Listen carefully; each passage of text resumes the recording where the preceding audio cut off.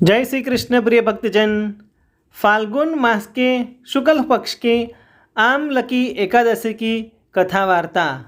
सत्य सनातन हिंदू धर्म के पंचांग के अनुसार फाल्गुन माह में शुक्ल पक्ष में जो एकादशी आते हैं उसका नाम आमलकी एकादशी है। इस एकादशी को आमला एकादशी और आमलक्य एकादशी के नाम से भी जाना जाता है। इस दिन भगवान श्री हरि विष्णु की विधि विधान से पूजा करने से साथ ही आंवले के वृक्ष की पूजा भी किया जाती है। आमलकी एकादशी के दिन आंवले का विशेष महत्व माना जाता है। मान्यता है कि आंवले के वृक्ष में भगवान श्री हरि विष्णु का वास होता है। आमलकी एकादशी के दिन आंवले के पेड़ के नीचे बैठकर भगवान श्री हरि विष्णु का पूजन करने से 1000 गायों का दान करने के समान पुण्य फल की प्राप्ति होती है। आमलकी एकादशी व्रत के पहले दिन व्रती को दसवीं की रात्रि में एकादशी व्रत के साथ भगवान विष्णु का ध्यान करते हुए सोना चाहिए। आमलकी एकादशी के दिन सुबह स्नान करके भगवान श्री विष्णु की प्रतिमा के समक्ष हाथ में तिल, कुश, मुद्रा और जल लेकर संकल्प करें कि मैं भगवान विष्णु की प्रसन्नता एवं मोक्ष की कामना के लिए आमलकी एकादशी का व्रत रखता हूँ। मेरा यह व्रत सफलतापूर्वक पूरा हो, इसके लिए भगवान श्री हरि मुझे अपनी शरण में रखे। भगवान की पूजा के पश्चात पूजन सामग्री लेकर आंवले के वृक्ष की पूजा करें। सबसे पहले वृक्ष के चारों की भूमि को साफ करें और उसे गाय के गोबर से पवित्र करें।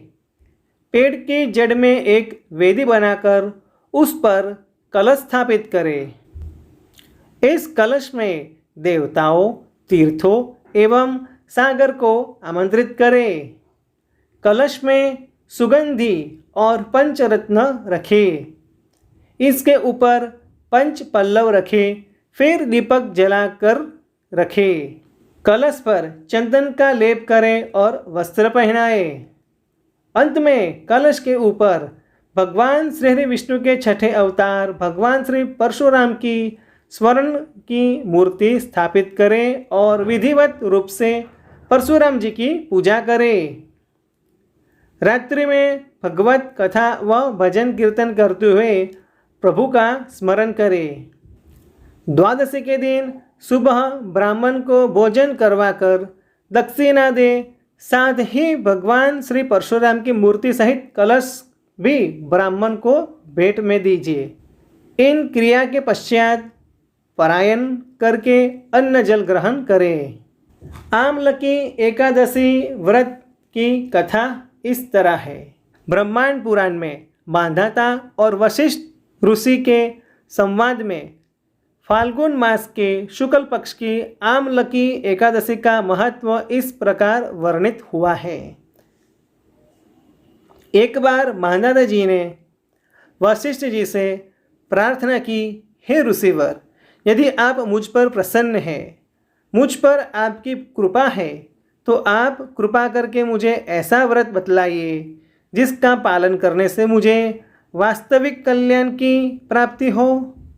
इसके उत्तर में वशिष्ठ जी ने प्रसन्नचित होकर कहा, हे राजन, मैं आपको शास्त्रों में एक गोपनीय, रहस्यपूर्ण तथा बड़े ही कल्याणकारी व्रत की कथा सुनाता हूँ, जो कि समस्त प्रकार के मंगल को देने वाली है। हे राजन, इस व्रत का नाम आमलकी एकादशी व्रत है। यह व्रत बड़े से बड़े पापों को नाश करने वाला है एवं 1000 गाय दान के पुण्य का फल देने वाला है एवं मोक्ष प्रदान करने वाला है। पुराने समय में वैदिश नाम के नगर में ब्राह्मण, क्षत्रिय, वैश्य तथा शूद्र वर्ण के लोग बड़े ही सुखपूर्वक निवास करते थे। वहाँ के लोग स्वाभाविक रूप से स्वस्थ तथा हुष्ट पुष्ट थे। हे राजन, उस नगर में कोई भी मनुष्य पापात्मा अथवा नास्तिक नहीं था। इस नगर में जहाँ तहाँ वेदिका कर्म का अनुष्ठान हुआ करता था। वेद ध्वनि से यह नगर गूंजता ही रहता था। उस नगर में चंद्रवंशी राजा राज करते थे। इस चंद्रवंशीय राजवंश के एक चैत्ररथ नाम के धर्मात्मा एवं सदाचारी राजा ने जन्म लिया था। यह राजा बड़ा ही पराक्रम, शूरवीर, धनवान, भाग्यवान तथा शास्त्रज्ञ भी था। इस राजा के राज्य में प्रजा को बड़ा ही सुख था। सारा वातावरण ही अनुकूल था। यहाँ की सारी प्रजा भगवान विष्णु की भक्ति परायण थी। सभी लोग एकादशी का व्रत करते थे। इस राज्य में कोई भी दरिद्र अथवा कृपण नहीं देखा जाता था। इस प्रकार प्रजा के साथ राजा अनेक वर्षों तक सुखपूर्वक राज करते रहे। एक बार फाल्गुन शुक्ल पक्ष द्वादशी संयुक्त आमलकी एकादशी आ गई।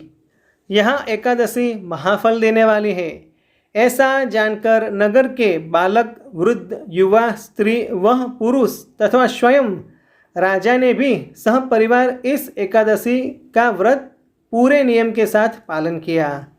एकादशी के दिन राजा प्रातः काल में नदी में स्नान आदि समाप्त कर समस्त प्रजा के साथ उस नदी के किनारे बने भगवान विष्णु के मंदिर में जा पहुँचे। उन्होंने वहाँ दिव्य गंध, सुवासित जलपूर्ण कलश, छत्र, वस्त्र, पादुका आदि पंचम रत्नों के द्वारा सुसज्जित करके भगवान की स्थापना की। इसके बाद धूप दीप प्रज्वलित करके आमलकी अर्थात आंवले के साथ भगवान श्री परशुराम जी की पूजा की और अंत में प्रार्थना की कि हे परशुराम, हे रेणुका के सुख वर्धक, हे मुक्ति प्रदाता, मैं आपको नमस्कार करता हूँ। हे आमलकी, हे ब्रह्मपुत्री, हे धात्री, हे पापनाशिनी, आपको नमस्कार। आप मेरी पूजा स्वीकार करें। इस प्रकार राजा ने अपनी प्रजा के व्यक्तियों के साथ भगवान श्री विष्णु एवं भगवान परशुराम जी की पवित्र चरित गाथा श्रवण, कीर्तन व स्मरण करते हुए तथा एकादशी का महिमा सुनते हुए रात्रि जागरण भी की। उसी शाम एक शिकारी शिकार करता हुआ वही आ पहुँचा। जीवों की हत्या करके ही वह दिन व्यतीत करता था। दीप मालाओं से सुसज्जित तथा बहुत से लोगों द्वारा इकट्ठे होकर हरि कीर्तन करते हुए रात्रि जागरण करते देखकर शिकारी सोचने लगा कि यह सब क्या है, यह क्या हो रहा है। शिकारी के पिछले जन्म के पुण्य का उदय होने पर ही वह एकादशी के व्रत करते हुए भक्तजनों का उसने दर्शन किया। कलश के ऊपर विराजमान भगवान श्री दामोदर जी का उसने दर्शन किया तथा वहाँ बैठकर भगवान श्री हरि की चरित गाथा श्रवण करने लगा। भूखा प्यासा होने पर भी एकाग्र मन से एकादशी के व्रत के महात्म्य की कथा तथा भगवान श्रीहरि की महिमा श्रवण करते हुए उसने भी रात्रि जागरण किया। प्रातः होने पर राजा अपनी प्रजा के साथ अपने नगर में चले गए तथा शिकारी भी अपने घर वापस आ गया।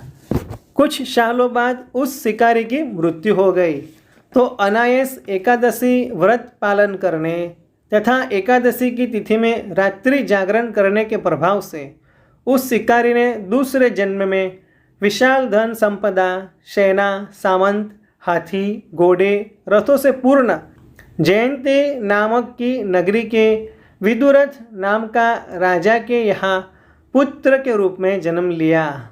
वह सूर्य के समान पराक्रमी, पृथ्वी के समान क्षमाशील, धर्मनिष्ठ, सत्यनिष्ठ एवं अनेक सद्गुणों से युक्त होकर भगवान श्री विष्णु की भक्ति करता हुआ तथा 1,00,000 गांव का आधिपत्य करता हुआ जीवन बिताने लगा। वह बड़ा दानी भी था। इस जन्म में इसका नाम वसुरथ था। एक बार वह शिकार करने के लिए वन में गया और मार्ग भटक गया।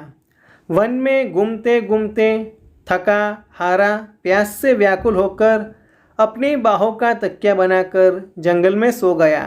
उसी समय पर्वतों में रहने वाले मलच्छ यवन सोए हुए राजा के पास आकर राजा की हत्या की चेष्टा करने लगे। वे राजा को अपना शत्रु मानकर उनकी हत्या करने पर तुले थे। उन्हें कुछ ऐसा भ्रम हो गया था कि यही व्यक्ति है जिसने हमारे माता पिता पुत्र पौत्र आदि को मारा था तथा इसके कारण हम जंगल में खाक छान रहे हैं। किंतु आश्चर्य की बात कि उन लोगों के द्वारा फेंके गए अस्त्र शस्त्र राजा को न लगकर उसके आसपास गिरते गए। राजा को खरोच तक नहीं आई।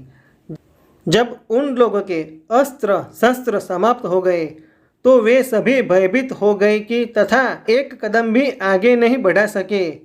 तब सभी ने देखा कि उस समय राजा के शरीर से दिव्य गंध युक्त अनेक आभूषण से आभूषित एक परम सुंदरी देवी प्रकट हुई। वह भीषण भ्रुकुट युक्ता क्रोधित नेत्रा देवी क्रोध से लाल पीले हो रही थी। उस देवी का यह स्वरूप देखकर सभी यवन इधर उधर दौड़ने लगे, परंतु उस देवी ने हाथ में चक्र लेकर एक क्षण में ही सभी मलुच्छों का वध कर डाला। जब राजा की नींद खुली तथा उसने यह भयानक हत्याकांड देखा तो वह आश्चर्यचकित हो गया, साथ ही भयभीत भी हो गया। उन भीषण आकार वाले मलुच्छों को मरा देखकर राजा विस्मय के साथ सोचने लगा कि मेरे इन शत्रुओं को मारकर मेरी रक्षा किसने की? यहाँ मेरा ऐसा कौन हितैषी मित्र है? जो भी हो, मैं उसको इस महान कार्य के लिए उसका बहुत बहुत धन्यवाद करता हूँ। उसी समय आकाशवाणी हुई कि भगवान केशव को छोड़कर भला शरणागत की रक्षा करने वाला और है ही कौन? अतः शरणागत रक्षक शरणागत पालक श्री हरि ने तुम्हारी रक्षा की है। राजा उस आकाशवाणी को सुनकर प्रसन्न तो हुआ ही, साथ ही भगवान श्री हरि के चरणों में अति कृतज्ञ होकर भगवान का भजन करते हुए अपने राज्य में वापस गया और निष्कंटक राज्य करने लगा। वशिष्ठ जी कहते हैं, हे राजन, जो मनुष्य आम्ल की एकादशी का व्रत का पालन करते हैं वह निश्चित ही विष्णु लोक की प्राप्ति कर लेते हैं। ह्रीं नमो नारायण, ह्रीं विष्णवे नमः।